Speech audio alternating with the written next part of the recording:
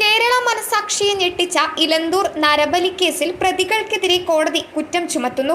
April 1-നാണ് Muhammad Shafi, ഭഗവത് സിംഗ്, ലൈല എന്നീ പ്രതികൾക്കെതിരെ Ernakulam additional sessions കോടതി കുറ്റം ചുമത്തുന്നത്. പ്രതികളുടെ വിടുതൽ ഹർജിയിലും കോടതി അന്ന് വിധി പറയും.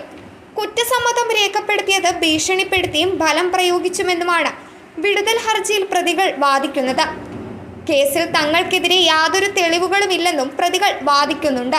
എന്നാൽ സാഹചര്യ തെളിവുകളും ശാസ്ത്രീയ തെളിവുകളും ഉണ്ടെന്നാണ് പ്രോസിക്യൂഷന്റെ വാദം. 2022-ലാണ് ഇലന്തൂർ നരബലി നടക്കുന്നത്. പത്തനംതിട്ട ജില്ലയിലെ ഇലന്തൂർ ഗ്രാമത്തിലാണ് 2 നരബലി ചടങ്ങുകളുടെ ഭാഗമായി 2 സ്ത്രീകളെ പീഡിപ്പിച്ച് കൊലപ്പെടുത്തിയത്. കുടുംബത്തിന്റെ സാമ്പത്തിക അഭിവൃദ്ധിക്കായാണ് 2 മനുഷ്യരെ ബലി നൽകി കൊലപ്പെടുത്തിയത്.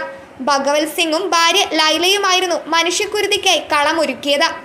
ആഭിചാരക്കളത്തിലേക്ക് 2 സ്ത്രീകളെ പണം വാഗ്ദാനം ചെയ്ത് എത്തിച്ചത് കൊച്ചിയിലെ ഹോട്ടൽ തൊഴിലാളിയായ മുഹമ്മദ് ഷാഫിയാണ്.